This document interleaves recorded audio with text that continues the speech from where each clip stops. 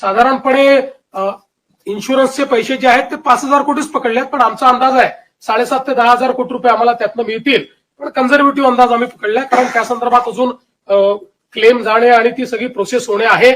पण हा जरी आपण पकडला कन्झर्वेटिव्ह अंदाज, तरी एकूण राज्य सरकारच्या वतीनं 31,628 कोटी रुपयांचं पॅकेज हे आपण या ठिकाणी देतो आहोत, की ज्या माध्यमातनं 31,628 कोटी एवढं पॅकेज म्हणजे जवळपास 32,000 पर्यंत हे पॅकेज चाललेलं आहे.